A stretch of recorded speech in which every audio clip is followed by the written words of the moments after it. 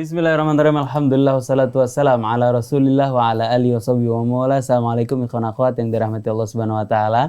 Apa kabar? Selamat datang di akhir pekan ini. Masya Allah buat ikhwan akhwat yang lagi quality time bersama keluarganya, menghabiskan sisa-sisa waktu liburnya, Masya Allah lagi santai, atau barangkali yang lagi bermacet-macet ria di hari Sabtu. Waduh, saya paham betul, hari Sabtu khususnya di Jabodetabek memang orang-orang lagi parkir berjamaah kurang lebih di jalan tol. Alhamdulillah kita temenin ikhwan akhwat hari ini, malam ini insya Allah sama-sama kita ngobrol, sama-sama kita berbicara insya Allah sama ikhwan akhwat semua.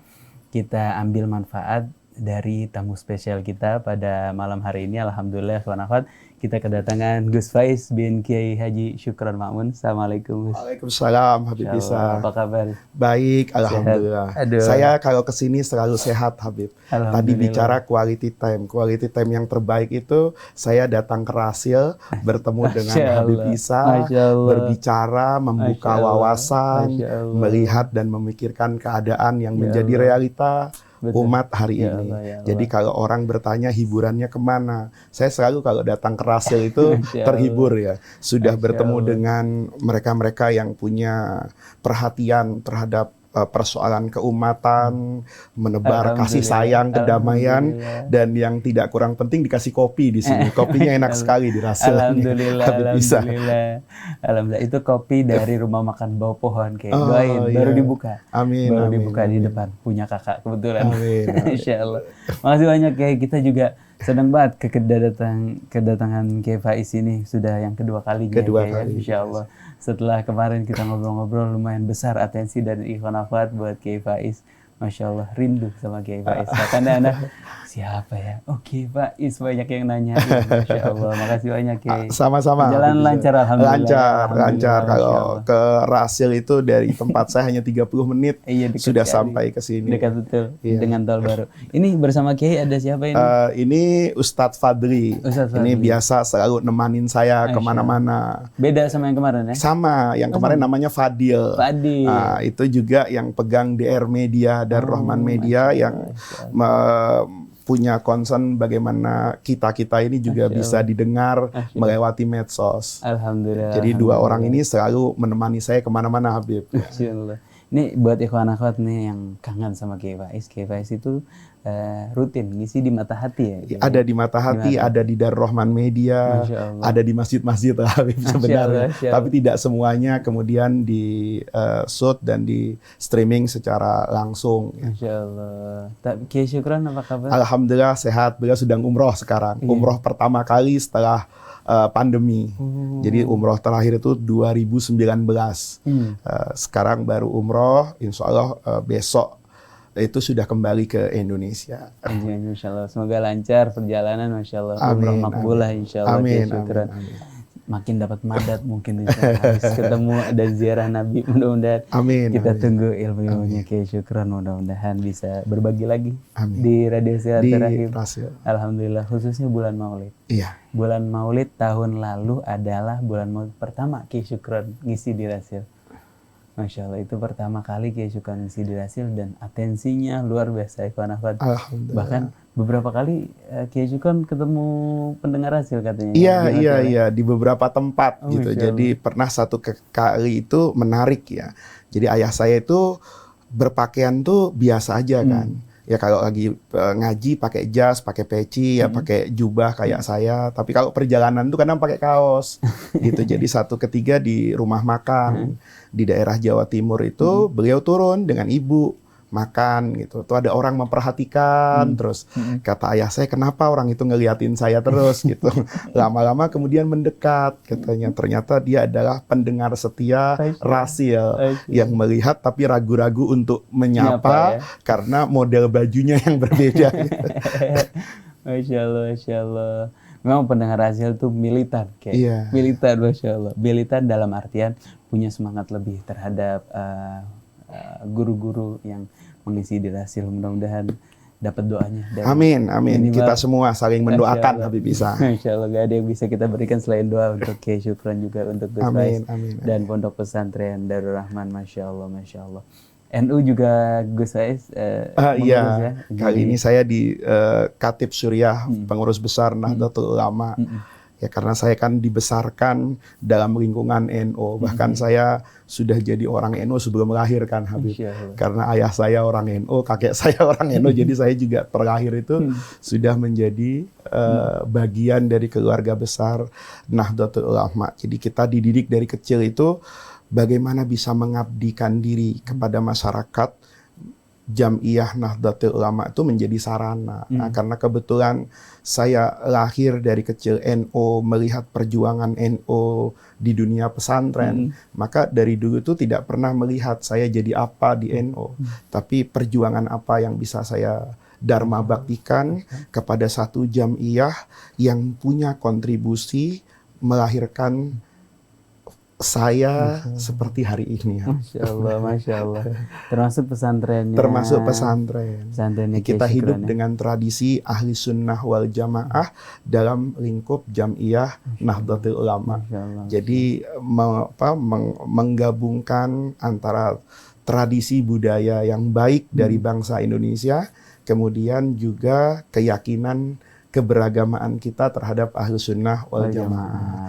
Jadi kalau bikin maulid di masa lalu pakai nasi uduk itu budaya Betawi kan. Tapi tidak ada salahnya untuk itu gitu kan. Malam Jumat kita biasa berkumpul menghidupkan tradisi-tradisi seperti itu. Jadi dari kecil memang sudah terlahir seperti itu saya. Di pesantren juga Kiai aktif? Iya, saya mengajar di kelas-kelas terakhir lah. Pada beberapa mata pelajaran yang saya rasa penting untuk diajarkan kepada generasi sekarang. Pembekalan sebelum mereka keluar dari pesantren. Karena memang perlu diperkuat memang Kiai. Anak pesantren itu, tapi saya yakin nggak dari pesantrennya Kiai Faiz ya. Anak pesantren itu suka kaget kalau keluar dari pesantren itu. Kaget karena dia menghadapi shock culture. Wah, tadinya di pesantren rapi, sholat diatur, waktu diatur, begitu bebas. Apalagi kena setan gepeng. Kalau udah kena setan gepeng tuh ya Allah. Kena setan gepeng dalam artian di sini maksudnya handphone. Maka sudah lepas lah. Melakukan apa yang dilakukan oleh orang-orang. Tapi saya yakin insya Allah pesantren Darul Rahman lulusannya rapi-rapi lah. Iya, pada semua sisi kehidupan selalu ada siang dan malam, selalu ada hitam dan putih. Kita bisa melihat warna putih karena ada yang hitam. Sebagaimana kita melihat yang hitam itu karena ada yang putih. Hitam dan putih itu juga dibutuhkan kan. Kita suka dengan putih karena kebersihannya, berpakaian putih, ya misalnya itu terlihat lebih bersih kan. Tetapi Ka'bah itu juga warnanya hitam. Gitu. Benar. Itu jadi tidak semuanya kemudian kita terpaku pada satu sisi orang. Jadi kadang-kadang kalau ada anak yang nakal, ada santri yang nakal, itu juga memberikan kontribusi positif kan kepada saya. Bahwa saya gagal sebagai seorang guru, bahwa saya kurang serius. Mungkin saya kurang berdoa, hanya jadi evaluasi buat kita semua. Tapi kesan saya ke pesantren Darul Rahman luar biasa. Saya setiap datang, dan saya bersyukur karena boleh jadi Habib Isa bertemu dengan yang baik-baik. Tetapi tidak boleh menutup mata kita bahwa sebagai manusia, sehebat apapun yang kita kerjakan, karya kita itu tetap bisa dikoreksi, tetap bisa dipandang salah, tetap dipandang tidak akan pernah sempurna. Jadi kalau ada orang kemudian mengatakan bahwa saya yang terbaik, sistem saya yang terbaik, kemudian seiring perjalanan waktu tetap merasa seperti itu sudah keluar dari pakemnya sebagai manusia. Tapi saya tetap sarankan ikhwan akhwat mampir ke Darul Rahman melihat bagaimana santri yang dididik Kiai Faiz. Barangkali ada yang mau punya anak dan butuh referensi sekolah, bisa mampir ke Darul Rahman, Masya Allah. Kiai Faiz di bulan Maulid ini semua masyarakat di seluruh penjuru dunia berbahagia karena kelahiran Nabi Muhammad SAW dan mereka mengadakan Maulid. Pro kontra Kiai. Ada yang wah setuju dan senang, ada yang bahkan sampai semalam suntuk ngadain Maulid. Dari jam habis Isya sampai menjelang subuh ngadain Maulid. Ada juga sisi yang menjaga diri nggak mau ngadain Maulid. Ini kita barangkali bisa jadi butuh pemaknaan. Iya. Pemaknaan sebenarnya untuk apa sih Maulid itu diadakan? Iya. Maulid Nabi itu kan secara sederhana, kalau kita baca dalam banyak literatur keislaman dari tokoh-tokoh yang memiliki otoritas untuk berbicara tentang Islam, itu kan sederhana. Itu adalah ungkapan rasa kegembiraan kita dengan kelahiran Sayyidul Anbiya'i wal Mursalin. Kalau bukan karena Rasulullah, kita kan tidak tahu mana yang hak, mana yang batil, mana yang wajib, mana yang haram, mana yang sunnah, mana yang tidak sunnah. Itu karena Rasulullah. Kita kan tidak mungkin mengenal Allah kecuali melalui Rasulullah. Kita tidak mungkin melihat rahmatnya Allah kecuali juga diajarkan melalui Rasulullah. Maka ini sederhananya, itu adalah ungkapan kegembiraan. Kalau kita bicara tentang hukum Maulid Nabi, kalau saya sederhana, saya harus merujuk itu kepada tokoh-tokoh yang punya catatan keilmuan, diterima dan tidak diragukan oleh umat Islam sepanjang masa. Misalnya, orang selalu merujuk kalau hadis, nomor satunya itu kan Sahih Bukhari. Sahih Bukhari itu punya syarah, namanya Fathul Bari. Fathul Bari itu adalah ensiklopedi hadis yang luar biasa, dikarang oleh Imam Ibnu Hajar Al-Asqalani, yang tentunya tidak ada di dunia ini orang yang mengaku belajar Islam, kemudian tidak tahu Imam Ibnu Hajar Al-Asqalani, dan tidak tahu kitab namanya Fathul Bari, syarahnya Sahih Bukhari. Di pesantren misalnya secara sederhana, kita ngaji kitab hadis Bulughul Maram. Itu dipelajari di semua pesantren, dipelajari di semua universitas. Mau alirannya apapun, itu pasti belajar kitab hadis Bulughul Maram. Sayangnya kadang-kadang nih Habib Isa ya, ada orang belajar kitab Bulughul Maram, mengambil ilmu melalui wasilah Imam Ibnu Hajar, tetapi tidak menggali keilmuan Ibnu Hajar di sisi yang lebih dalam lagi. Sehingga ada orang yang khatam ngaji Bulughul Maram, tapi kemudian membid'ahkan maulid. Ada orang khatam ngaji Bulughul Maram, tapi kemudian tidak mau mengakui mazhab.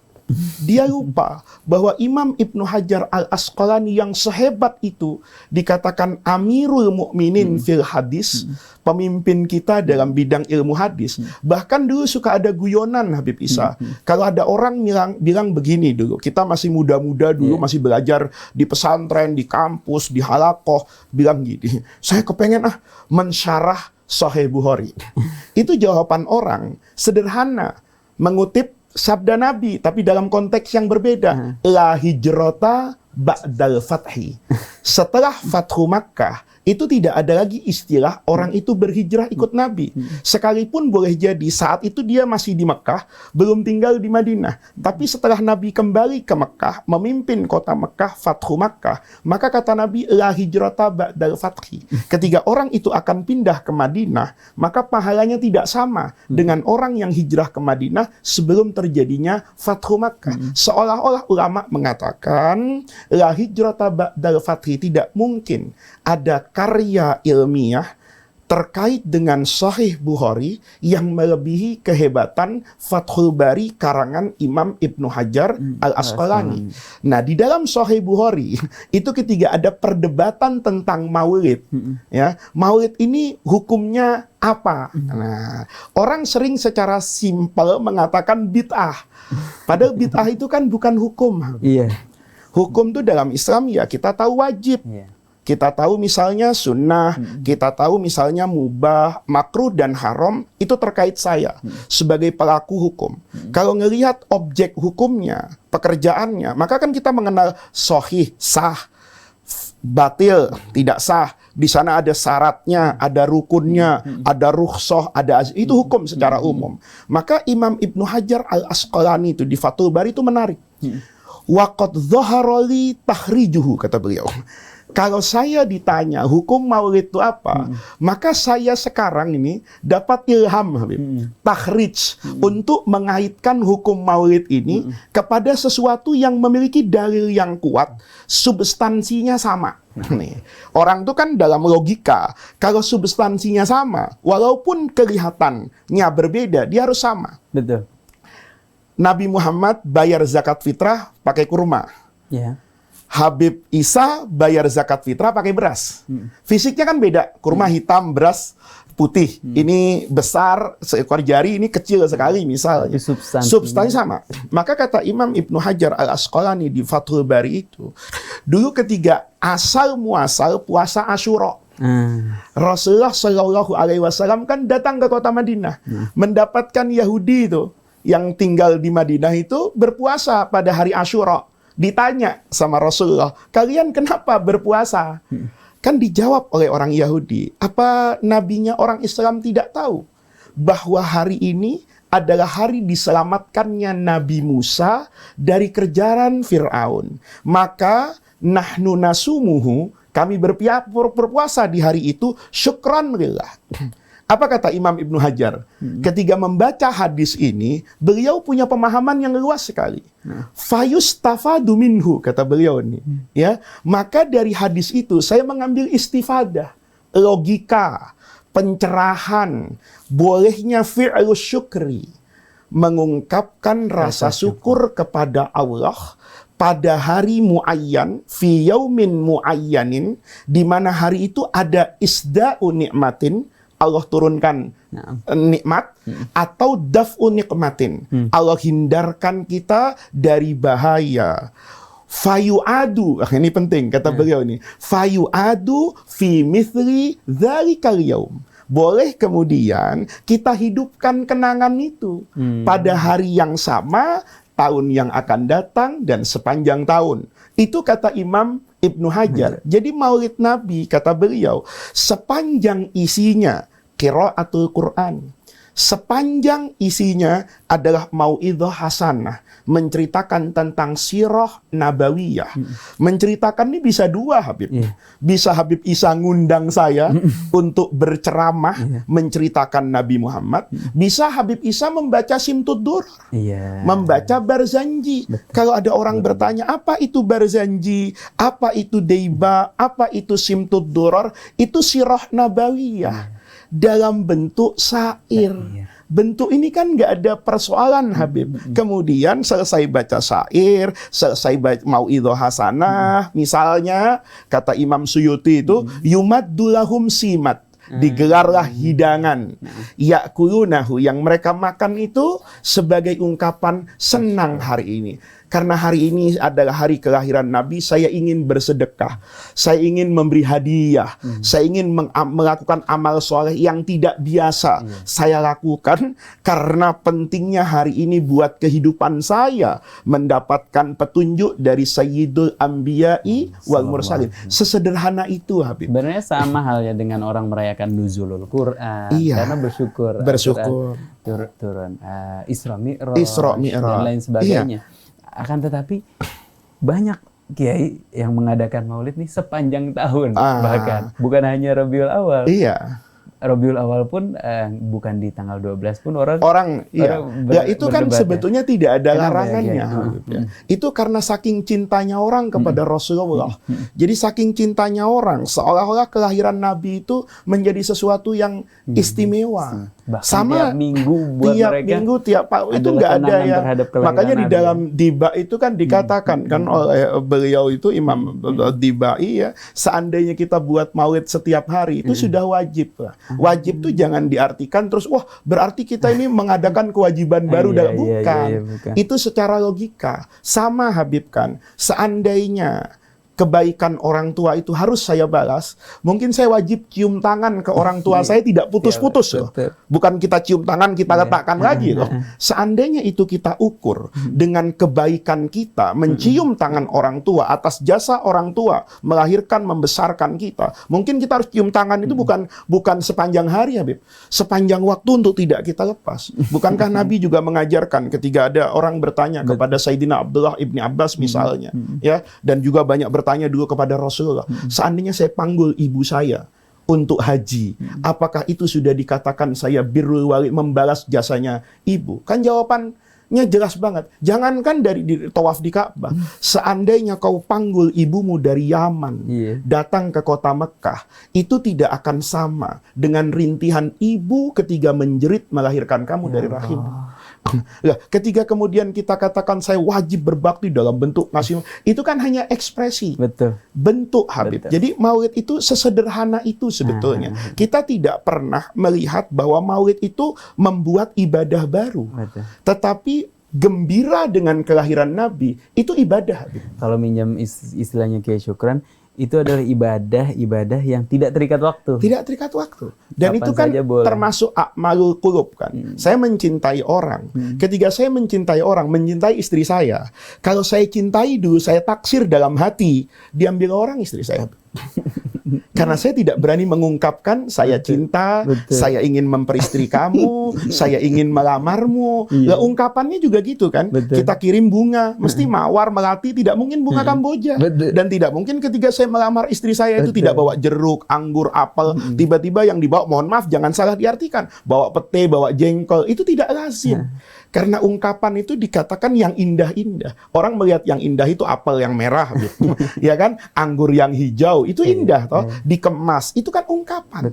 Makanya mahar itu juga ungkapan. Mencium hajar aswad itu juga ungkapan. Bahkan ibadah haji itu kan ihya, menghidupkan zikroyat. Kenapa saya sa'i? Ya kan ingat saja sama Ibunda Hajar. Kenapa saya harus misalnya wukuf di Arafah, harus melontar jumroh. Itu kan membangkitkan kenangan masa lalu. Agar dia selalu hidup dalam hati kita. Oh iya, kita beragama ini gampang banget. Dulu Ibunda Hajar untuk menunjukkan ketundukannya kepada Allah. Ditinggalkan loh di kota Mekah. Bayinya ditaruh di Ad-Dauhah. Tanpa apa-apa dan tanpa siapa-siapa. Jadi kalau hari ini kita kemudian beragama merasakan mendapat tantangannya, kan sebetulnya nggak ada apa-apanya dibanding itu. Itu hikmahnya orang berhaji, itu hikmahnya orang maulid. Ketika kita misalnya membaca, ya misalnya dalam puji-pujian kepada Rasulullah, baik yang berbentuk misalnya prosa, syair, Nabi itu yang bisa ke Sidratil Muntaha, itu turun ke Mekah, kalau mau minum, itu memerah susu kambing dengan tangannya sendiri. Tidak nyuruh santrinya, tidak nyuruh pengikutnya. Nabi itu menjahit bajunya yang sobek itu tanpa menyuruh istrinya, Habib. Nah, ketika kita cerita kayak gitu tuh dalam Al-Madaih An-Nabawiyah, baca burdah, baca apapun lah ya, Habib ya. Itu kan sebetulnya zikrayat, mengingatkan kita. Jadi ketika kita ingat, itu juga bagian dari fadzakir, tadzkir. Ya tentu semuanya kalau dipretelin satu-satu itu berniat ibadah kan, Habib. Kayak martabak misalnya, Habib. Martabak itu kan komponennya banyak, Habib. Betul. Ada tepungnya dulu, ada telurnya, ada apanya. Ketika dia menjadi satu kesatuan, kan jadi enak, Habib. Ya, ketika maulid di situ ada qiraatul Quran. Oh, maulid di situ misalnya ada baca puji-pujian yang isinya sirah nabawiyah. Ada silaturahmi. Kadang saya nggak ketemu sama Habib Isa di rumah, tapi pas maulid misalnya kita ketemu sama-sama hadir, Masya Allah kita ketemu. Nah, itu menjadikan maulid itu bernilai ibadah dan menjadi bagian dari ibadah karena substansi isinya. Nah, yang perlu dijaga, yang kata Habib tadi, mengadakan maulidnya itu yang juga manusiawi. Tidak ada kemungkaran. Kemungkaran itu apa? Misalnya di kampung tiba-tiba kita dengar nih ada ibu-ibu, ada 20 orang baru melahirkan bayi. Ada teman-teman mertua atau orang tua kita yang habis operasi jantung misalnya, Habib, butuh istirahat. Buatlah maulid yang bijaksana. Misalnya diletakkan di dalam masjid, speakernya tidak perlu keluar. Iya. Kenapa? Jangan sampai kelahiran Nabi ini juga kontraproduktif. Gara-gara maulid nih bayi saya tidak bisa tidur, semua ada. Itu kan harus kita jaga juga. Karena substansi agama itu kan begitu, Habib. Nabi itu rahmatan alamin. Nabi itu keindahan. Habib bisa baca Simtud Duror, bisa baca Diba, bisa baca Barzanji. Itu karena ada maulid Nabi. Kalau Nabi nggak lahir, nggak ada keindahan Simtud Duror. Sekali lagi, jangan sampai orang malah benci sama maulid karena kita salah. Karena perilaku yang salah. Bukan karena maulidnya. Karena perilaku yang salah. Sama toh, Habib sedang ngaji, atau saya belajar sama Habib Isa. Habib guru saya. Tengah-tengah Habib ngajar, saya baca Quran. Habib marah nggak? Marah. Betul. Anda datang ke sini untuk belajar. Hargai gurumu yang mengajarkan kamu. Perhatikan pelajaran saya. Loh, saya baca Quran, Habib. Memang baca Quran tidak bisa di waktu yang lain. Bukankah hidup itu, kata Nabi, as-sa'ah was-sa'ah. Hidup itu harus dibagi proporsional. Ada masa kamu belajar, ada masa baca Quran. Ada masa kamu bekerja, ada masa kamu baca Quran. Nah, keseimbangan ini yang harus juga diperhatikan rambu-rambu maulid Nabi. Masya Allah, betul-betul. Dan sekali lagi, Mbok ya kalau ngadain maulid, diresapi, dilakukan dalam kehidupan sehari-hari ya. Betul. Pemaknaannya ya. Betul. Jangan sampai dulu istilah ayah saya. Saya dulu masih SD, Habib. Ayah saya itu ceramah. Kita itu nggak boleh dalam beragama itu kayak orang jalan di tempat. Jalan di tempat tuh bergerak, Habib. Berkeringat juga. Betul. Tapi nggak maju-maju. Kata ayah saya, 30 atau 40 tahun yang lalu, Habib. Itu ngingatkan di majelis-majelis. Ayah saya bilang, jangan sampai kita mulutan datang baca maulid. Yang dibaca nggak ngerti apa artinya. Habis itu cium tangan kiai, cium tangan Habib, makan nasi kebuli, pulang. Ya kan? Ditanya apa itu Rasulullah juga dia nggak mengerti. Bahkan kadang-kadang perilakunya itu kemudian tidak sesuai dengan perilaku Rasulullah. Berangkat maulid, misalnya beramai-ramai, konvoi, bagus. Tapi harus taat lalu lintas. Tidak atas nama menghadiri maulid, terus lampu merah dianggap nggak ada. Tidak karena mau menghadiri maulid, dalam rentang perjalanan yang panjang, tidak pakai helm. Bukankah Islam itu punya akhlak al-farusiyah? Farusiyah itu adalah SOP. Adalah kalau orang bilang sekarang itu adalah aturan terkait dengan tentara Islam. Kalau mau berperang itu bela agama pada Nabi. Jihad itu. Kata Nabi, hati-hati loh ya. Jangan ngerusak lingkungan. La taqta'anna syajaratan musmirah. Jangan bakar pohon, jangan bunuh hewan, jangan ganggu pendeta yang ada di dalam gereja. Karena mereka, kata Rasulullah, habasu anfusahum lillah. Mereka memahami itu untuk agama mereka. Selesai. Anak kecil jangan diganggu, wanita jangan diganggu. Indah betul orang yang berangkat jihad. Apalagi cuman berangkat maulid. Ada dimaknai ya, benar-benar. Dimaknainya betul, jangan sampai kemudian kita memaknai maulid itu sebagai segala-galanya. Kemudian timbul yang namanya istiqla wal ghurur. Merasa suci karena hadir ke maulid Nabi. Kemudian tanpa sadar dia merusak lingkungan. Padahal Rasulullah SAW dalam keindahan akhlaknya pesan itu, buah yang belum matang itu tidak boleh dipetik-petik. Kenapa? Karena akan merusak ekosistem tanaman. Itu Rasulullah. Binatang yang tidak ada kait mengenai jangan diganggu-ganggu lah. Jalanan itu yang sopan, tunjukkan akhlak. Padahal mereka itu akan berhadapan dengan orang non-muslim yang memerangi Rasulullah. Tapi dijaga akhlak itu. Habib bisa lihat kan masuk Mekah itu. Ada orang teriak, ini yaum malhamah pakai lam. Lahmun, daging ketemu daging, balas dendam. Kata Nabi Allah. Al-yaum yaumu marhamah. Hari ini hari yang penuh dengan rahmat. Rahmatnya itu gampang banget, kata Nabi. Man dakhalal masjidah fahuwa amin. Yang mau masuk Masjidil Haram dan hari ini mengikrar ikut saya masuk Islam, fahuwa amin. Wa man dakhala baita Abi Sufyan, masuk ke rumah pemimpin Quraisy, fahuwa amin. Bukan cuma itu. Wa man aghlaqa babahu. Enggak usah kemana-mana, tutup saja pintu rumahnya. Maka dia amin, tidak diganggu. Datang itu bangsa Arab yang dulu memusuhi Rasulullah. Mereka bertanya-tanya apa yang akan dikatakan oleh Nabi Muhammad kepada kami yang dulu menyakiti Nabi, mengintimidasi. Apa kata Nabi? Saya tidak akan berkata kecuali seperti yang dikatakan oleh saudara saya Yusuf alaihissalam. Hari ini adalah hari di mana kita saling memaafkan. La tathriba alaikumul yaum. Idhabu, pulang, fa antumut talaqa. Itu keindahan Nabi. Jadi jangan kemudian keindahan barangkali ini bisa dipahami sahabat yang bilang al-yaum yaumama, bagaimana dia barangkali merasakan dulunya dizolimi sama kafir Quraisy, Sayyidina Ammar bin Yasir orang tuanya dibunuh dan lain sebagainya. Begitu punya kekuatan besar, dia kira balas nih, saatnya pembalasan. Tapi karena rahmatnya Nabi Muhammad SAW, karena kasih sayangnya Nabi, bukan hari pembalasan. Bukan hari pembalasan. Karena itu sedang memulai dakwah baru kan. Dakwah baru di mana kota Mekah kembali kepada Rasulullah. Jangan berpikir, tapi Nabi juga membunuh orang di perang Badar.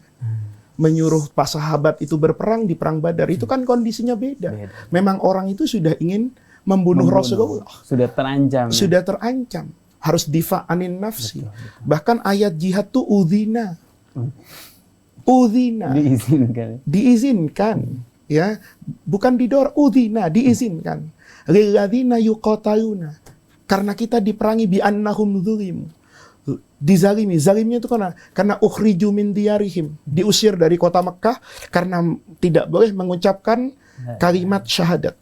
Seandainya nih Habib ya, dulu orang kafir Quraisy bilang sama dengan Nabi, lakum dinukum, kalian bebas berdakwah. Mungkin tidak ada syariat perang dalam Islam.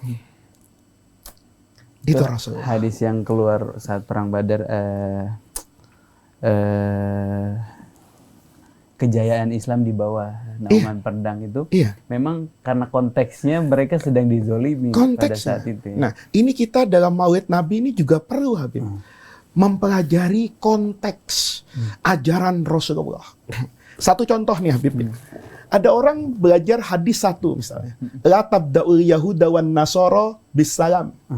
Jangan memberi salam kepada orang Yahudi dan orang Nasrani. Dan orang kadang-kadang menelan mentah-mentah hadis itu kan.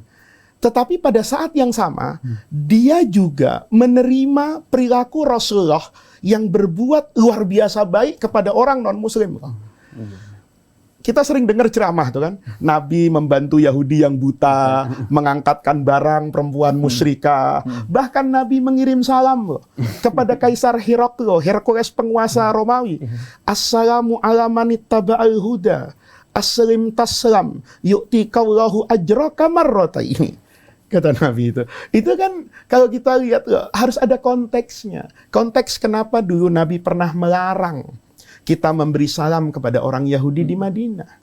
Itu konteksnya kan konteks peperangan. Ketika Yahudi itu mengkhianati Rasulullah. Nabi dengan Yahudi itu, kan perjanjian Madinahnya, itu sama dengan negara bangsa hari ini loh. Nahnu wal Yahud, ummatun min dunin nas. Lana malahum wa alaihim ma'alaina. Kesetaraan Nabi. Kalau Yahudi yang hidup damai dengan saya diperangi, fa'alaihimun nasru. Saya harus bela dia. Kenapa? Karena dia hidup damai dalam satu negara kesatuan Madinah. Gitu loh. Nah, yang kayak gini nih Habib, di Maulid ini harus kita tumbuh kembangkan. Betapa Nabi itu dalam berdakwah itu memberikan kedamaian yang luar biasa. Ada satu hadis menarik sekali Habib itu.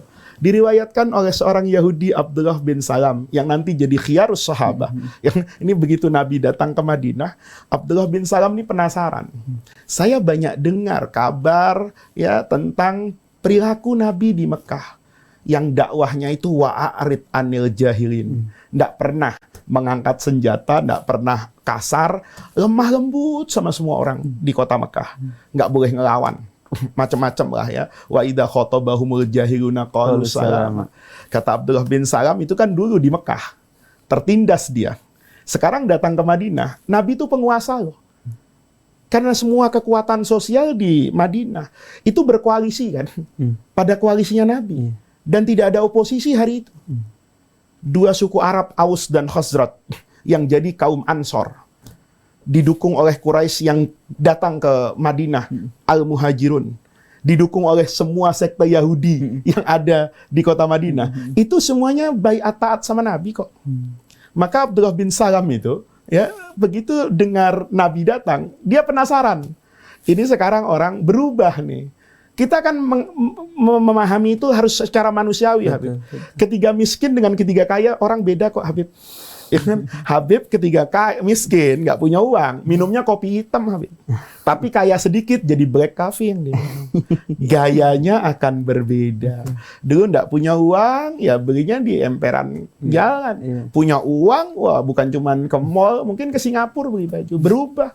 Orang tuh dengan situasi sosialnya, strata sosialnya itu akan merubah, Habib.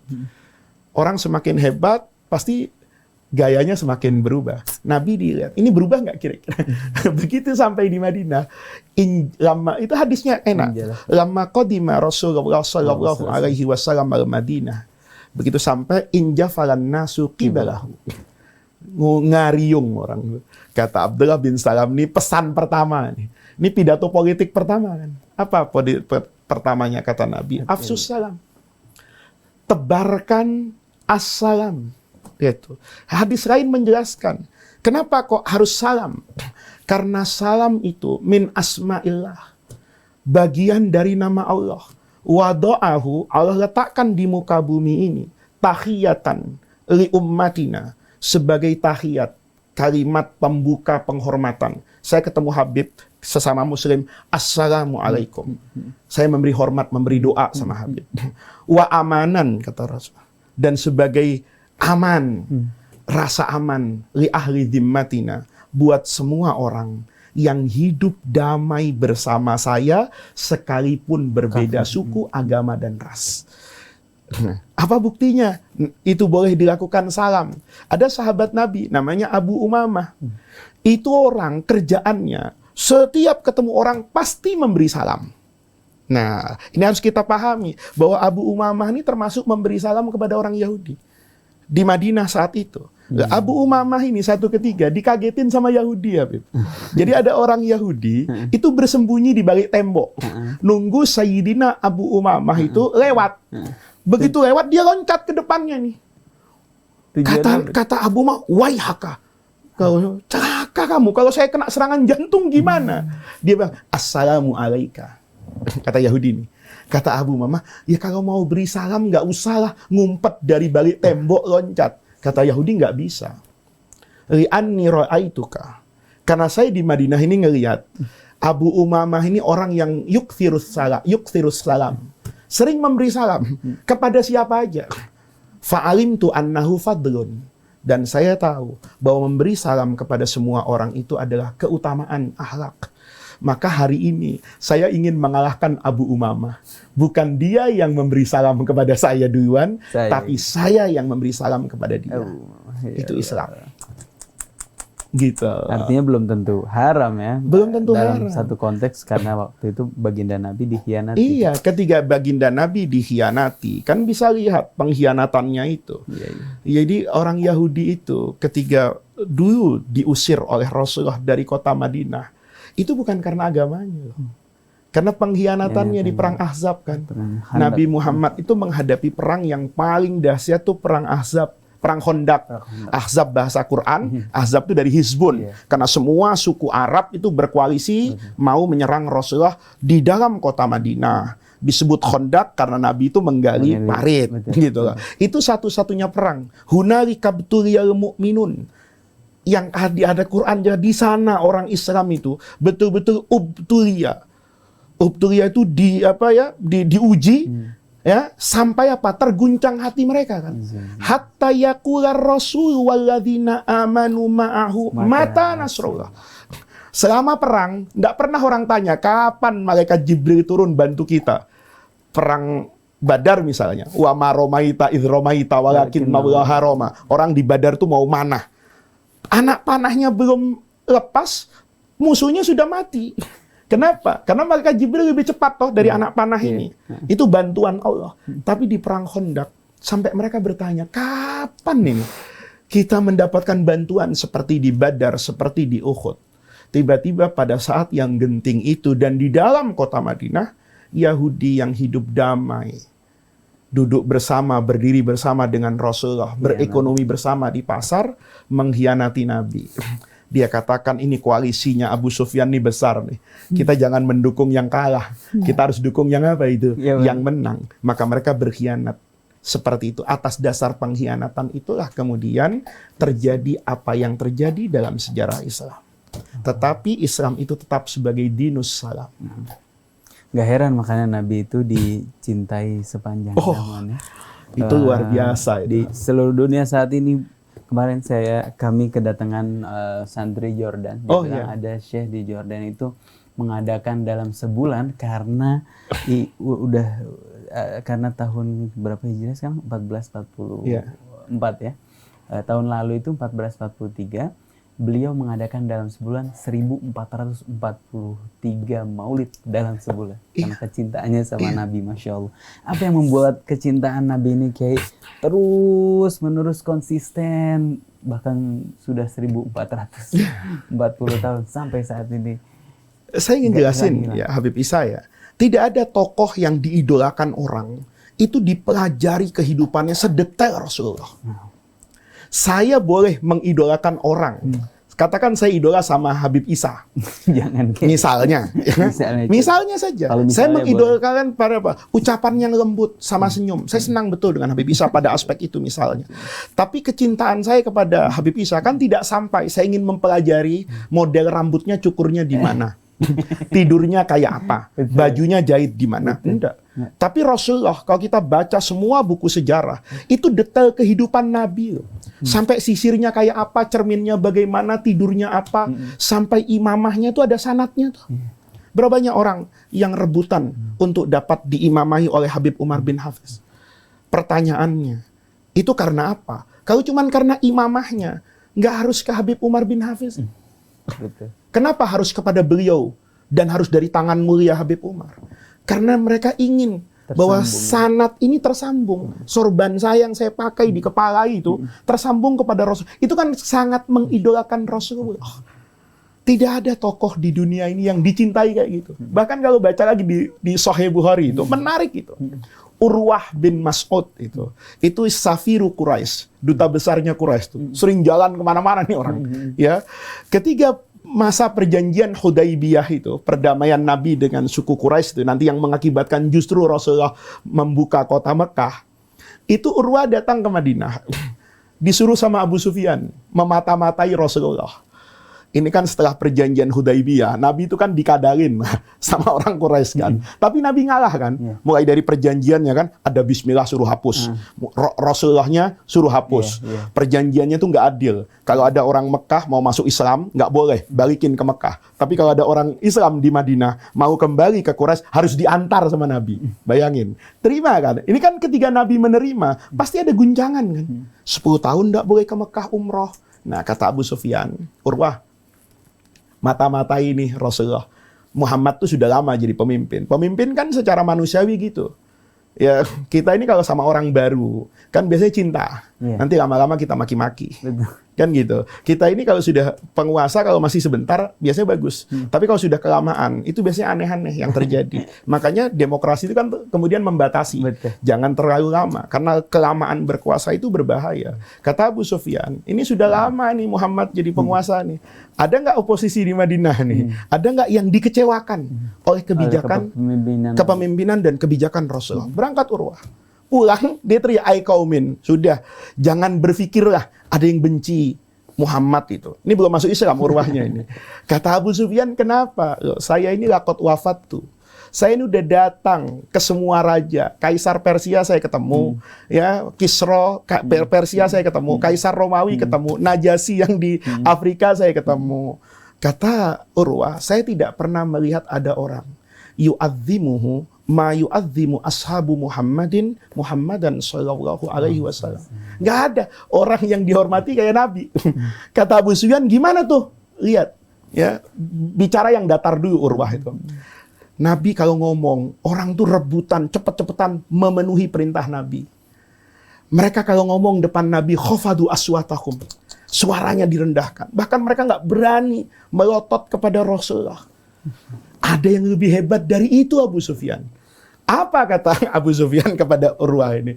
Matanah khoma Rasulullah sallallahu alaihi wasallam nakhomatan illa waqa'at fi yadi rajulin minhum fadallaka biha wajhahu wa jildahu. Nabi itu kalau orang-orang di Madinah itu kalau ngomong lagi Nabi sedang bicara, itu mereka senang banget. Bukan saja senang dengan isi pembicaraannya, bahkan nunggu intonasi suara Rasulullah itu keras. Supaya apa? Muncrat. Air ludahnya Nabi itu muncrat. Apa yang terjadi? Kalau sudah muncrat, orang tuh nadangin Nabi. Illa waqa'at fi yadi rajulin minhum. Yang dapat ludahnya Nabi itu kayak dapat khairat dunia wal akhirah. Dallaka bihi wajhahu dallaka biha wajhahu wajdahu. Diusap-usap. Itu kata Imam Ibnu Hajar, toharatun nakhamah. Ludah orang muslim itu suci dan jawazut tabarruk. Jadi kalau ada orang yang tidak percaya barokah, itu ngajinya kurang lama Habib. Atau tidak dikasih kopi sama Habib, bisa jadi ngantuk gitu. Nah, itu luar biasa. Air ludahnya Nabi diperebutkan. Kata Urwah, ada yang lebih dari itu Abu Sufyan. Apa? Ma tawaddu'a Rasulullah sallallahu alaihi wasallam wudu'an illa wa kadu yaqtatiluna ala wadu'ihi. Rebutan air bekas wudunya Rasulullah. Kita nggak pernah mendapati pemimpin yang seperti itu.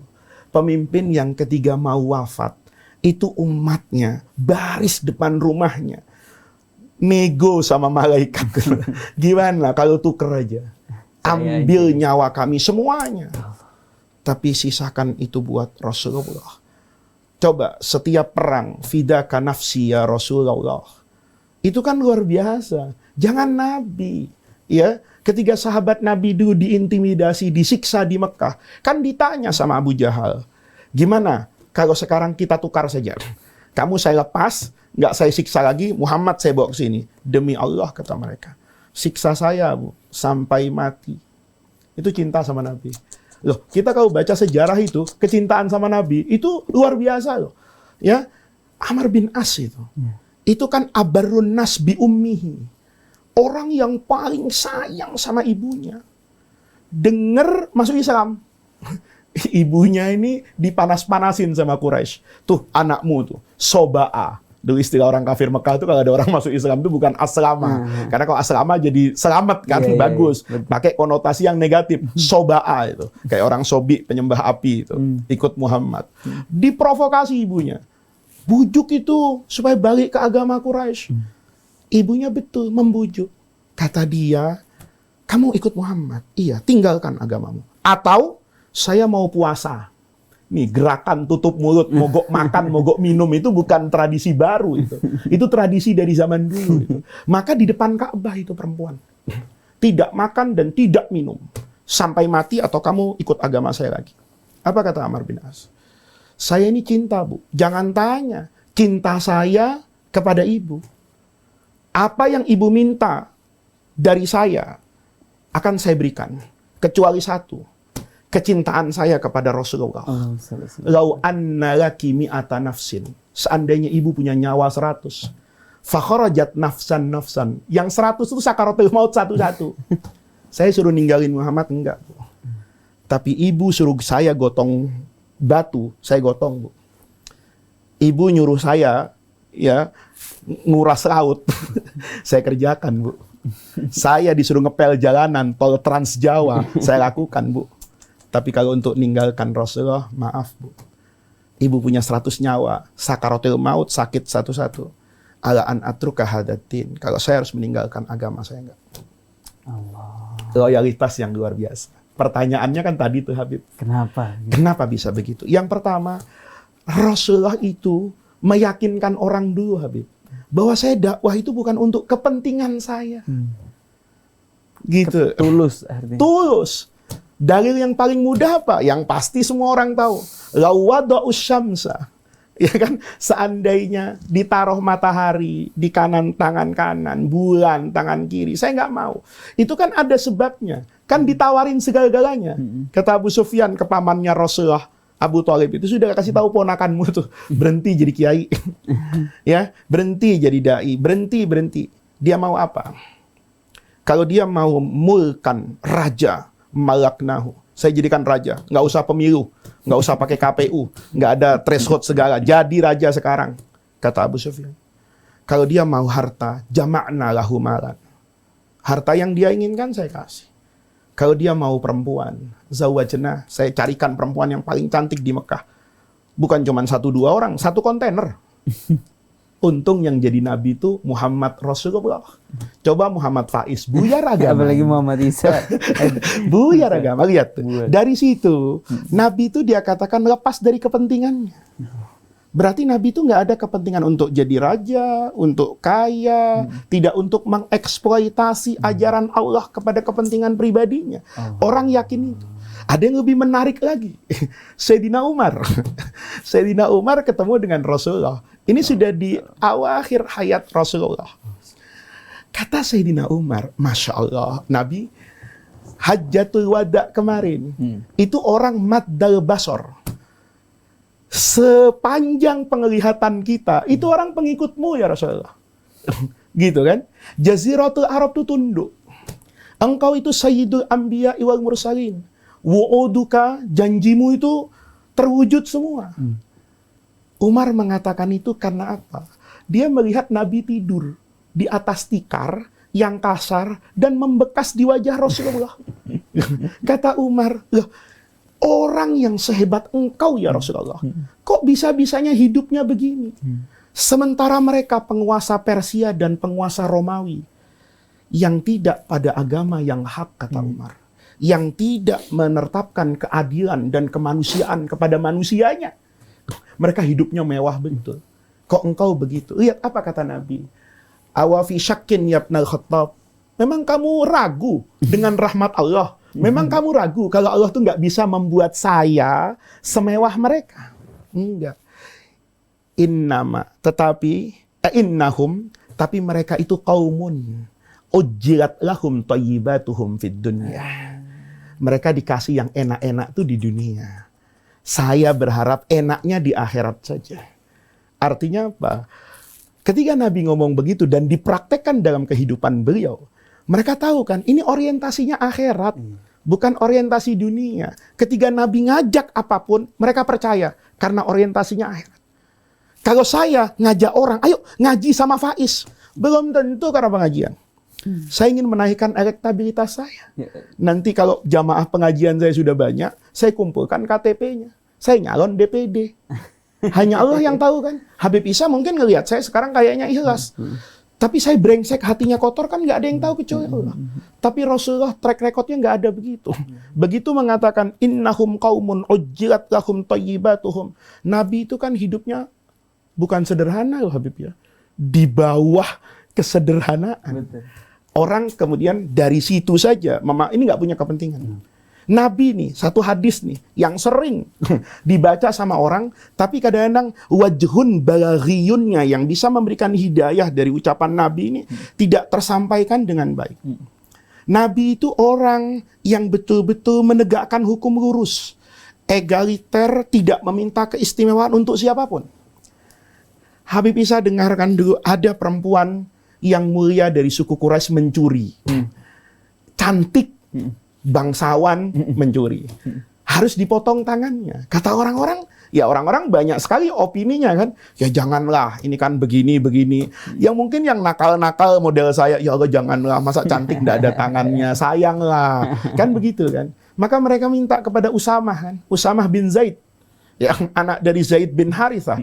Hibbu Rasulillah. Jadi ini hibbi Rasulillah. Ngomong sama Nabi, nego. Ngelobi lah. Punya akses orang dalam.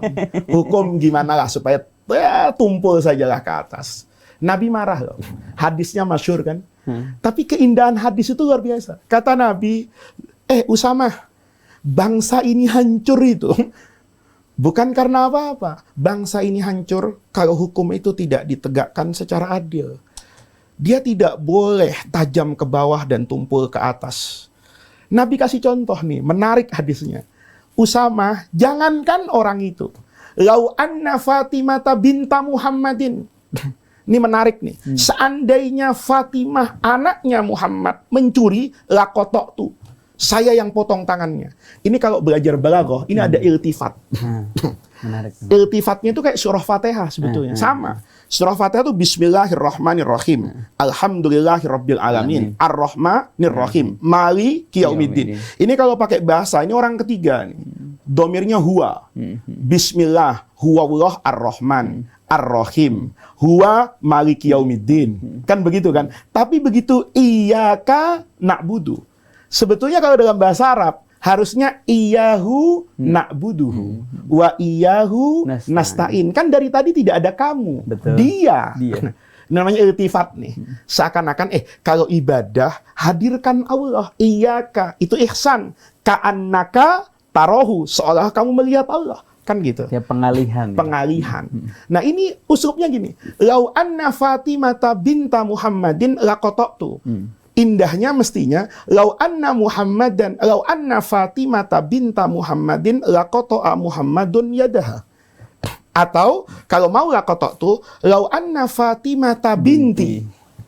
Lihat, Nabi itu egaliter banget, ingin menyamakan orang di depan hukum.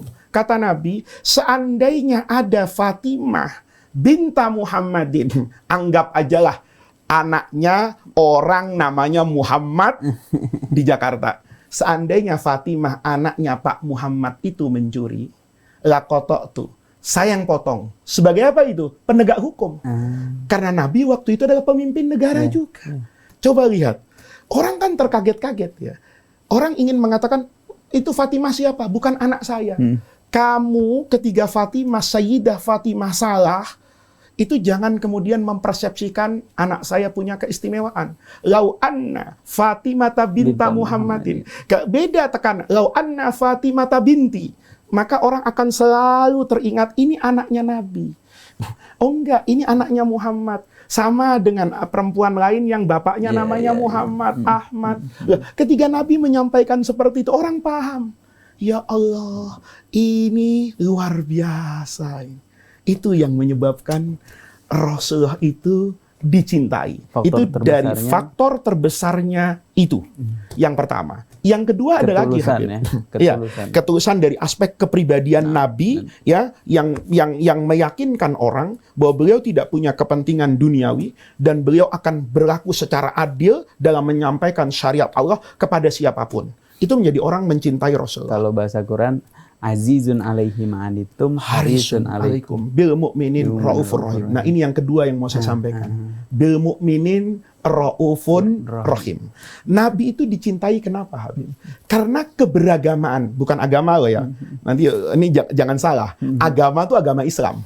Keberagamaan itu cara saya mempraktekkan agama. Itu orang salut tuh dengan keberagamaan Rasulullah. Nih, keberagamaan Nabi itu apa? Keberagamaan Nabi itu memanusiakan manusia. Memahami manusia itu dengan segala sifatnya. Maka Nabi itu dalam dakwah itu penuh kasih sayang, dicerminkan bagaimana mendamaikan akal dan hati. Kita kadang-kadang akal bisa terima, Habib, tapi hati enggak. Hati bisa terima, akal enggak. Kita saat mencintai istri kita, dihabisin duit kita, hati itu terima, biarin deh, sayang. Akal berontak. Akal berontak. Ini masih pertengahan bulan, gaji habis. Gitu. Nah, untuk menemukan orang yang mampu mendamaikan itu luar biasa. Itu metode Rasulullah. Rasulullah itu dalam ketegasannya, Habib, itu tetap menghargai kemanusiaannya. Ini mudah-mudahan waktunya cukup dirasil. Saya kasih semua hadisnya, tidak saya kurang-kurangi. Cukup masih berapa menit ya? Iya, kalau itu kita ambil dalam setengah jam ini. Kemanusiaan Rasulullah yang tiada duanya dalam berdakwah.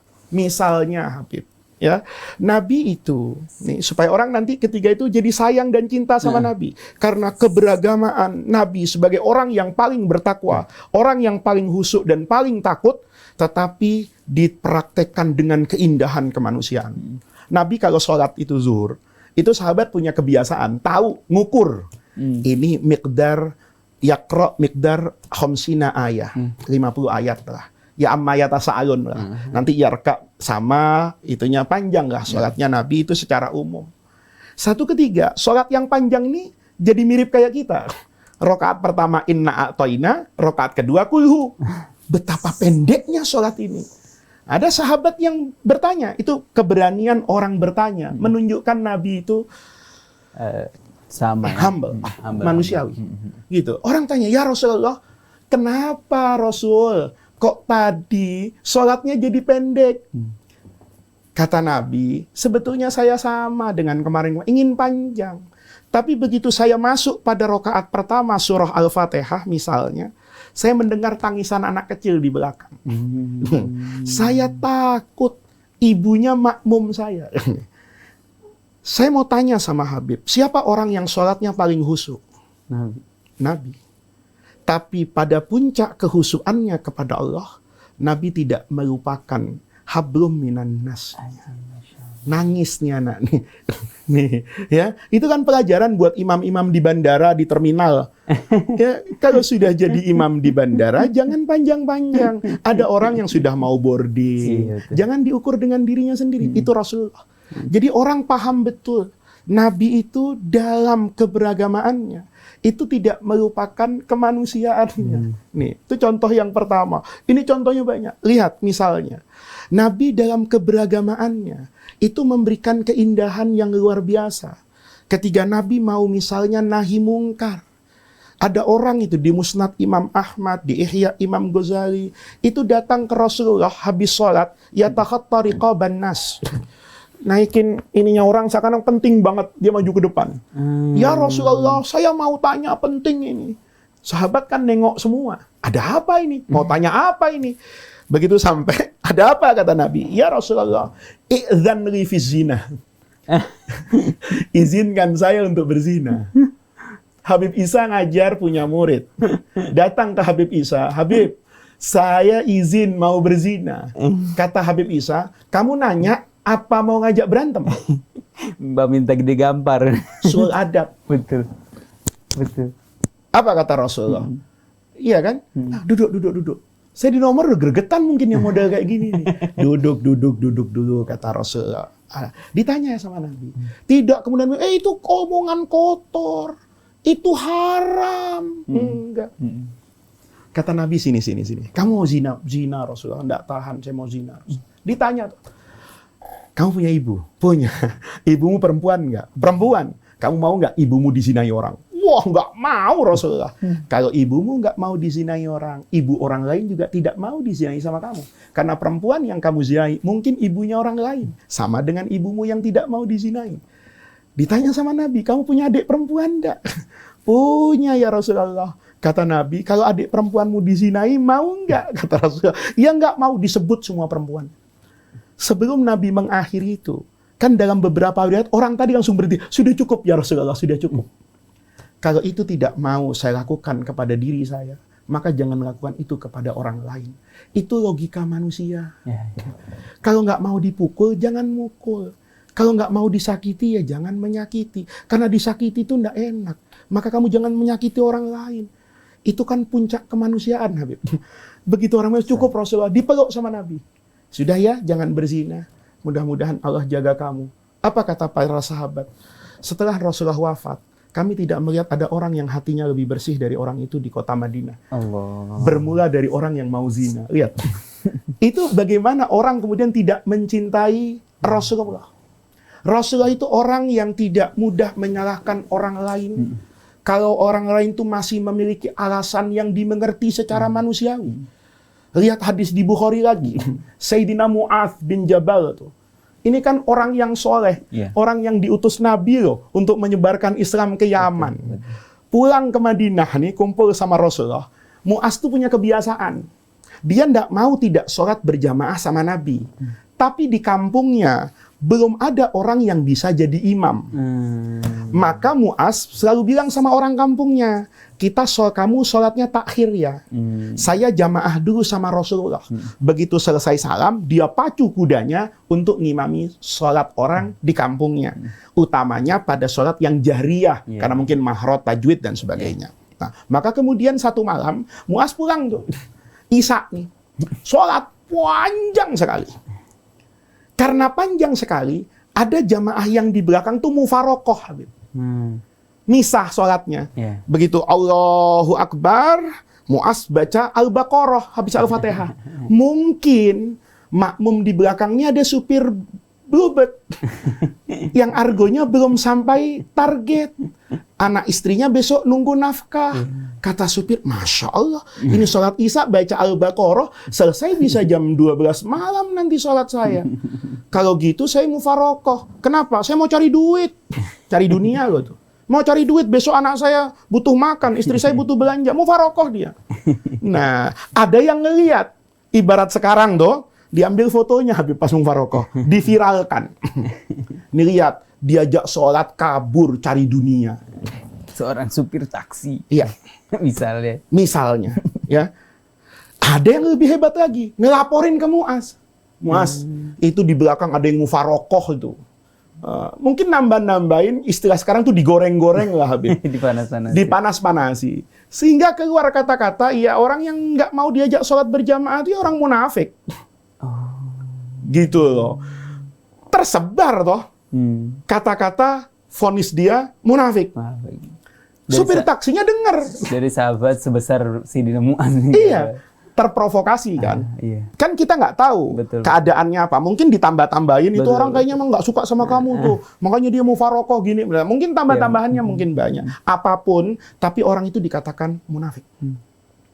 Orang ini dengar nggak terima. Ngadu ke Rasulullah. Nabi, saya dituduh munafik ya Rasulullah. Kenapa? Kata Nabi. Cerita apa yang terjadi. Sholat Isya Rasulullah. Imamnya baca Al-Baqarah. Saya setoran nih, target nih, belum dapat ya Rasulullah. Anak saya butuh makan. Maka saya mufarokoh, bukan nggak sholat saya. Saya sholat, tapi sendiri menyempurnakan 4 rakaat. Karena kalau nunggu ini 2 jam. Terus kata Nabi, karena itu saya dituduh munafik. Siapa yang dimarahin sama Nabi? Sayyidina Mu'adz. Hadisnya itu keras loh. Afatan, dari kata-kata fitnah loh. Kamu mau membuat fitnah di tengah-tengah masyarakat. Kamu mau buat kerusuhan, keguncangan orang dalam beragama. Sehingga mulai besok, supir-supir nggak mau jamaah sama kamu. Kenapa? Wah, target nggak akan sampai kalau jamaah karena itu. Jangan orang kau buat lari dari sholat berjamaah, karena kamu mengukur kesolehan itu dengan dirimu. Allah. Kamu mau baca Al-Baqarah nggak apa-apa. Nanti malam sholat tahajud. Sholat Isya itu imam. Lihat kondisi makmum di belakang. Itu hadis Nabi. Mungkin ada ajuz, orang tua, ya sudah rematik, asam urat, bacanya panjang. Lihat, itu Rasulullah. Rasulullah itu luar biasa. Makanya kalau orang, kenapa dicintai Nabi? Karena dakwahnya seperti itu. Menegakkan agama itu, Nabi itu, niatnya adalah rahmat kepada orang. Bukan mempermalukan dan menyakiti orang. Coba nih, ada hadis lagi. Orang datang ke Rasulullah, Ramadan, ngomong gini, halak tuh ya Rasulullah, hancur saya Nabi. Loh, kata Nabi, wa ma'ahlakaka. Apa yang buat kamu hancur? Nggak tahan Rasulullah. Saya berhubungan dengan istri saya siang-siang, kata orang tadi. Saya setelah berhubungan, bulan Ramadan nih, siang-siang, gitu loh. Kata orang tadi, ya Allah, ketika nafsu tuh nggak kepikiran dosa. Tapi begitu nafsunya selesai, penyesalan baru datang. Halak tuh nih, hancur saya ini ya Rasulullah. Gimana? Orang tadi kan berharap rahmatnya Nabi. Karena Nabi itu kan berhak ngasih hukuman apapun. Betul. Iya kan? Quran ngomong ke kanan, Nabi menjelaskan ke kiri, ya kita penjelasan Nabi kan. Karena fungsi Nabi, litubayyina linnasi manuzila ilaihim. Maka orang tadi ngomong sama Nabi berharap kayak gitu. Tiba-tiba Nabi jawab, ya nggak bisa. Kalau kamu setubuhi istrimu siang-siang Ramadan, ya kafaratnya jelas loh. Atik rokobatan, kata Nabi. Bebaskan budak. Nggak punya ya Rasulullah budak. Dari mana punya budak? Wong saya miskin. Kata Nabi, kok nggak punya, beliin mahal ya Rasulullah. Nggak ada duitnya. Kata Nabi, ya nggak apa-apa. Kalau nggak bisa memerdekakan budak, fasiyamu syahraini. Kamu harus puasa kodok loh, 2 bulan. Bukan cuma 2 bulan kata Nabi. Mutatabi'aini. Berurut. Sekali bolong batal, hapus. Ya kan, ulang 2 bulan lagi. Jawab orang tadi, ya Rasulullah puasa 2 bulan, berturut-turut. Ini aja belum sebulan, saya udah kalah. Gimana harus? 2 bulan. Itu Nabi nggak marah loh. Kalau saya Habib Isa, saya maki-maki. Lu udah tahu kayak begitu, lu langgar lagi. Kan begitu. Iya. Kata dia nggak bisa Nabi, nggak bisa. 2 bulan nggak mungkin saya nggak dengan istri nanti. Oh ini belum sebulan aja sudah kacau Nggak saya, tahan ya. sudah rontok rambut saya kan gitu bayangan. Pengantin baru barangkali. Iya bisa jadi. Bisa jadi. Kata Nabi ya sudah, kalau gitu kasih makan 60 orang miskin. Kata dia, dari mana ya Rasulullah? Kalau nasi Padang, ya itu paling nggak satu kotak, katakan 40.000 kali 6 2.400.000, nggak punya uang. Gitu. Orang itu santai aja ngomong. Gitu. Kalau saya, kan saya biarin orang itu. Ya udah urusan kamu, bukan saya yang berdosa sama Allah. Emang gua pikirin? Itu Nabi yang kepikiran. Orang tadi enteng aja. Sahabat yang menyaksikan, kamu gimana tuh lihat? Nabi jadi diam sekarang.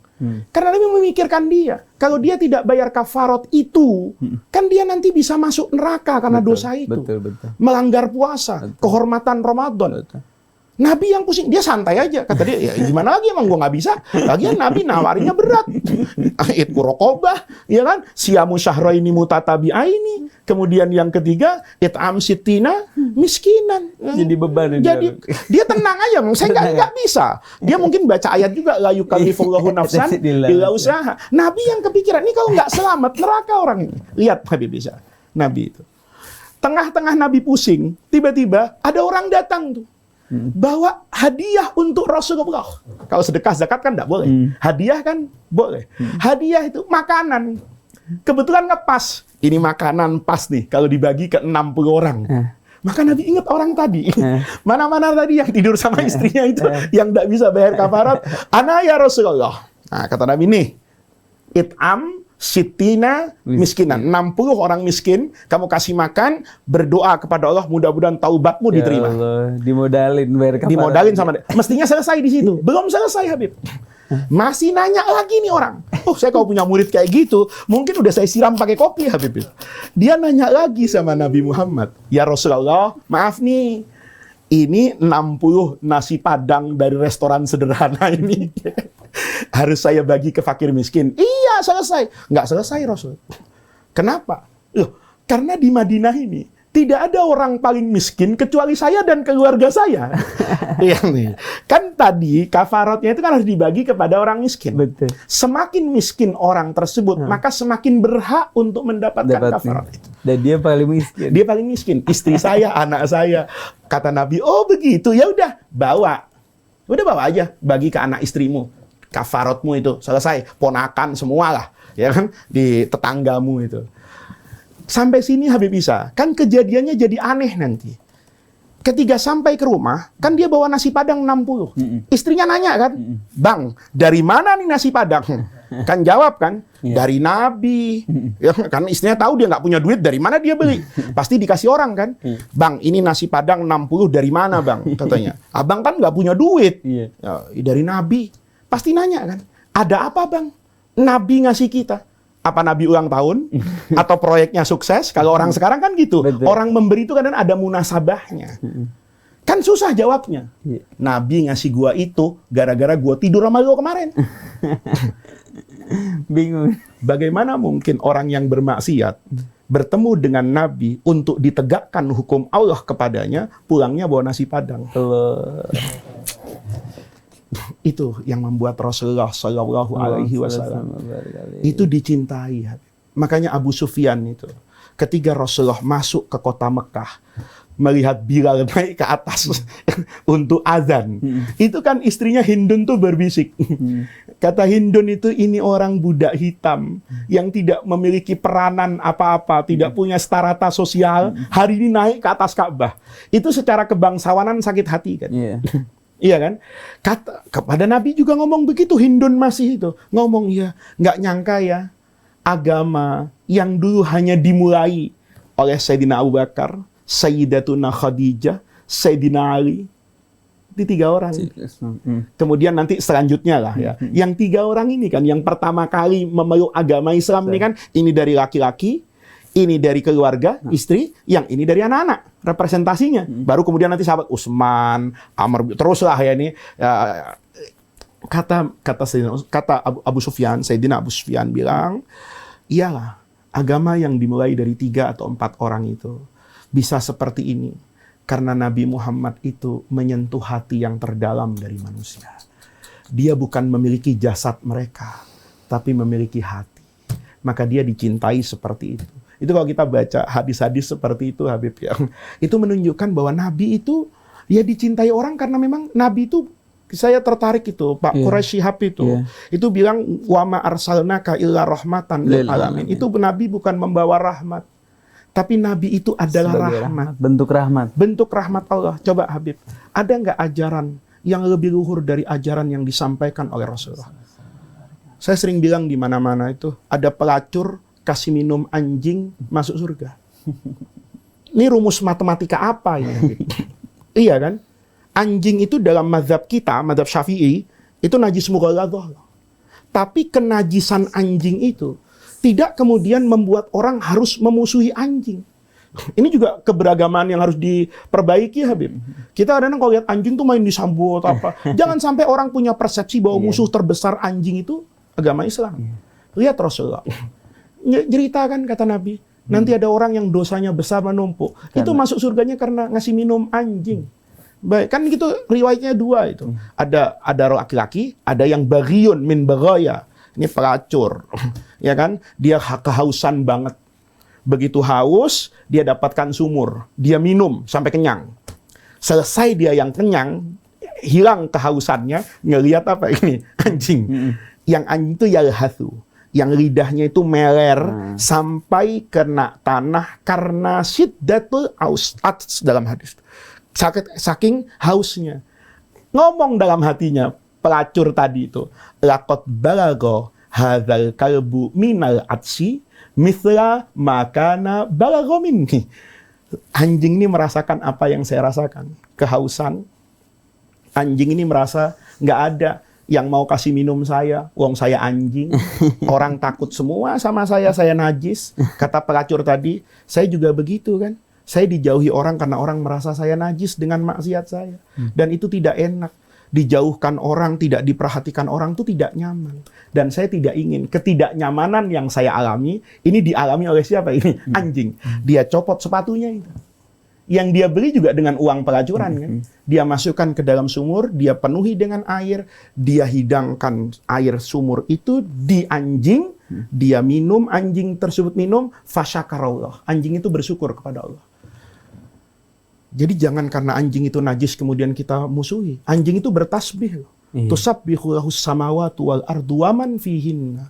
Semua, tapi kita mungkin la tafqahuna tasbihahum. Anjing tadi itu mungkin guk guk guk itu fasyakarallah. Ya Allah, alhamdulillah di tengah kehausan saya masih mendapat rahmat-Mu dari tangan perempuan ini. Kata Allah, nanti perempuan itu akan masuk surga karena ini. Betapa mudahnya surga. Betapa mudahnya orang meraih rahmat Allah. Dan betapa rahman dan rahimnya Allah. Walaupun itu nggak boleh dijadikan rumus umum. Betul. Jangan sampai nanti orang berpikir ada pelacur kasih minum anjing masuk surga. Lalu kafenya Habib Isa bilang, saya kasih minum Faiz. Saya bukan pelacur, Faiz bukan anjing. Malah Ustadz dia. Terus berhenti sholat. Lain Habib. Itu kan ibadah itu. Kan tidak dilihat besar kecilnya. Betul. Tapi ketulusan hati kita kepada Allah. Karena Allah yang Maha Rahman dan Maha Rahim itu akan memasukkan kita ke dalam surga bukan karena amal kita, Habib, tapi karena rahmat Allah. Karena rahmat Allah yang memasukkan. Jadi dulu saya diajarin tuh Habib tuh, itu ketika berbicara tentang metode Nabi dalam berdakwah, guru saya itu kasih tamsil gini. Kamu orang kaya, lihat orang jualan di tepi jalan orang miskin. Katakan jualan kerupuk, jualan yang mungkin kita juga nggak butuh. Kamu beli. Begitu beli nggak tanggung-tanggung, karena uang saya banyak, semuanya saya beli. Nggak pakai nawar. Mungkin barang itu nggak saya manfaatkan. Mungkin boleh jadi saya kasih binatang misalnya, karena saya merasa nggak layak makan itu. Ketika saya membeli itu kan bukan karena butuh barang itu, karena saya kasihan sama yang jualan. Itu tamsil kata guru saya tentang Allah. Memang Allah butuh sholat saya. Ya Allah, benar. Memang Allah butuh puasa saya. Memang kalau saya berhenti sholat, itu mengurangi izzahnya Allah. Enggak. Maka Nabi mengedepankan itu. Ayo, dekatkan dirimu kepada Allah. Dekatkan dirimu kepada Allah. Karena Allah itu Maha Rahman, Maha Rahim. Nabi itu tidak pernah memutus asa pendosa siapapun. Saya masih ingat betul kata-katanya Habib Ali Al-Jufri itu. Itu beliau sering di mana-mana. Sampai kemarin di hal ini, waktu beliau ke Jakarta ini, munasabah. Itu beliau mengulangi terus. Ketika orang Taif itu. Iya kan? Menolak Nabi, memusuhi Nabi, bahkan melukai Rasulullah. Malaikat datang, mau membawa 2 gunung ditumpahkan kepada orang Taif supaya kena azab kan. Kan bisa likuifasi yang lebih parah dari di Palu itu. Orang Taif itu. Apa kata Nabi? Jangan. Kalau saya kan saya provokasi Jibril. Benar. Emang mereka menista Nabi? Bahkan menurut saya dipukulin baginda Nabi. Apa kata Habib Ali Al-Jufri? Saya sampai sekarang wajah Habib Ali, mulut beliau, suara ketika ngomong itu nggak bisa lepas dari telinga saya. Itu keindahan Rasulullah yang dicerminkan oleh ceramah Habib. Apa kata? Jangan. Ya kan? Innahum qaumi. Itu yang pertama kali. Bagaimanapun mereka adalah kaum saya. Perasaan sebagai sesama manusia itu harus melahirkan kasih sayang. Sebejat apapun perilaku yang mereka kerjakan kepada saya. Kenapa? Kasih alasannya hebat banget.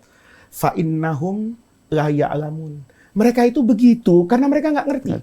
Seolah-olah Nabi ingin menumpahkan kesalahan mereka kepada Nabi. Mereka itu kan nggak tahu. Tugas saya kan ngasih tahu. Kalau sampai hari ini mereka nggak tahu, berarti saya belum sukses untuk memberitahu mereka. Padahal yang salah mereka, yang bejat mereka. Tapi Rasulullah mencari 1000 alasan agar orang-orang itu tidak diazab oleh Allah. Kata Nabi kan begitu. Kan dialognya indah itu Habib kan. Kata Nabi, kalaupun mereka nanti tidak beriman, anak keturunannya, waqad shadaqa Rasulullah. Dan betul, Sayyidina Abdullah ibnu Abbas pun dimakamkan di Taif. Bani Sakif itu nanti menjadi penyokong dakwahnya Rasulullah. Nah, itu Habib. Jadi saya hari ini tuh sebetulnya bukan ceramah, tapi mengingatkan diri saya dengan keindahan hidup Rasulullah Shallallahu Alaihi Wasallam. Nabi itu selalu mengedepankan itu. Bahkan ayat-ayat yang berbicara tentang kondisi di mana harus keras itu pada kondisi tertentu. Kutiba alaikumul qitalu wa huwa kurhun lakum. Gitu. Tetapi yang baik-baik ini didorong sama Allah, sama Rasulullah untuk seperti itu. Nah, pada bulan Maulid Nabi ini, ayo kita dakwahkan bahwa orang itu tidak akan pernah tidak dapat rahmat Allah, sekotor apapun dan sejahat apapun. Lihat Rasulullah, orang yang berniat membunuh Nabi Sayyidina Umar itu tidak pernah meminta hidayat. Kalau Allah mau, Allah kasih hidayat. Dikuburkan, dimakamkan di samping Rasulullah. Allah. Itu Sayyidina Umar yang kharaja min baitihi mutawakhisan saifahu. Keluar dari rumahnya itu pedang itu sudah dihunus, mau dibunuh Rasulullah. Tapi hari ini coba lihat Sayyidina Umar, bukan cuma makamnya saja di samping makam Nabi. Bahkan banyak orang ngasih nama Umar. Saya punya adik itu sama ayah saya dikasih nama Umar. Habib Umar bin Hafiz. Kenapa diberi nama Umar? Pasti ayah beliau Al-Karim Ibnul Karim ini pasti termotivasi kepada Al-Karim Umar Ibnul Khattab radhiyallahu anhu. Itu keindahan hidupnya. Ya Allah. Nggak selesai kita kalau bahas baginda Nabi. Nggak selesai. Nggak selesai. Nabi sampai 1400 tahun lebih diingat. Nabi tidak ada kan orang yang disebut-sebut namanya sebanyak sebutan nama Rasulullah. Bahkan itu Sayyidina Hasan bin Sabit itu wa dhammal ilahu ismahu ilasmihi idh qala fil khamsil muadzinu ashhadu wa syaqqa min ismihi liyujillahu fadul arsi mahmudun wa hadha muhammadun. Bahkan setiap azan kita bukan dengar Allah, bukan dengar Allah saja, tapi dipasangkan dengan Rasulullah. Sebanyak itu kita bersahadat atas ketuhanan Allah, maka sebanyak itu kita juga bersahadat atas kerasulan Nabi Muhammad. Masya Allah. Masya Allah, jazakumullah khair. Saya yang terima kasih. Menyuburkan kecintaan kita sama baginda Nabi, mudah-mudahan semakin cinta, semakin cinta. Amin, khususnya amin. di momen bulan Maulid ini. Amin. Mudah-mudahan mengingatkan kita akan perilaku kita. Mudah-mudahan bukan hanya perayaannya saja, tapi kepribadiannya juga bisa kita rayakan dalam Betul. kehidupan kita sehari-hari. Kita rayakan terus dalam sunnah-sunnah yang kita terapkan. Sunnah apapun, ikhwan akhwat. Mulai dari sekecil, barangkali sunnah membaca doa pas bangun tidur, sunnah apapun. Dan sunnah yang dipraktekkan Habib Isa, senyum kepada semua orang. Insya Allah. Itu sunnah yang menjadi tradisi Rabi. Kan kita baca kalau malam Jumat, man ro'a wajhaka yas'ad. Itu man loh, siapa orang, ro'a wajhaka itu umum. Siapa orang melihat wajah Nabi itu senang. yas'ad. Ya, Iya kan? betul. Kan kita baca nih, kalau saya boleh tambahin sedikit tuh, Abdullah bin Salam tadi hadis yang saya baca itu Afsus Salam itu. Itu pertama kali kan lihat wajah Nabi. Falamma ra'aituhu aikontu anna wajhahu laisa biwajhin kadzab. Bukan wajah yang membuat saya tidak nyaman ketika memandang. Jadi sunnah Nabi itu banyak, Habib. Tahajud setiap malam, bersedekah kepada mustadafin, ya, menjadi orang yang teguh ketika membela agama di medan perang, tapi selalu senyum dan menebar kasih sayang kepada semua makhluk hidup.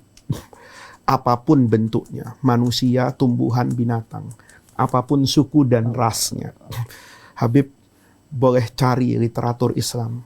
Perang dalam Islam itu tidak pernah dibangun karena iman dan kafir, tapi karena komitmen akan hidup damai. Di mana ada damai, maka Rasulullah hidupnya penuh dengan kedamaian, walaupun dengan yang berbeda agama. Kalau sudah tidak berdamai, pasti Nabi akan memberikan reaksi. Tidak boleh orang itu direndahkan pada sukunya, rasnya.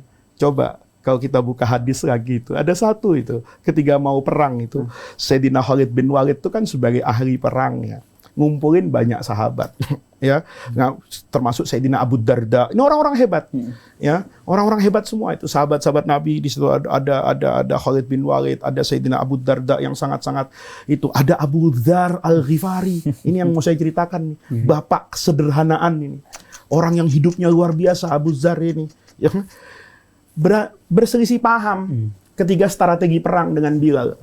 Maka Abu Dzar itu kebawa emosi, manggil Bilal itu bukan namanya. Ya benas sauda. Ya Allah. Wahai anaknya orang hitam.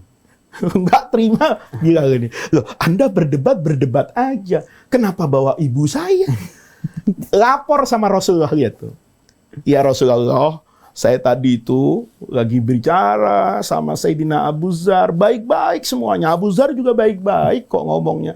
Cuman ada yang nggak enak omongan dia. Masa saya dipanggil Yabna Sauda? Ya betul, ibu saya itu memang hitam, saya juga orang hitam.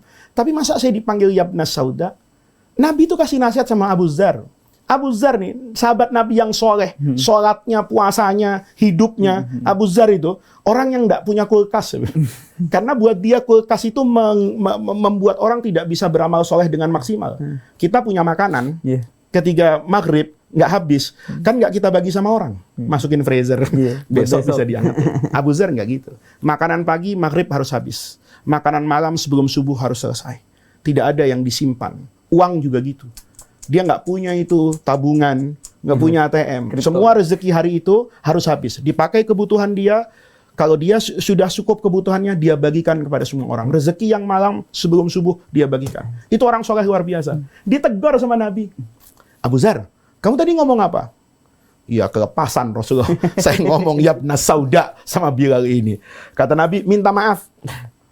Omongan itu nggak pantas keluar dari umat saya.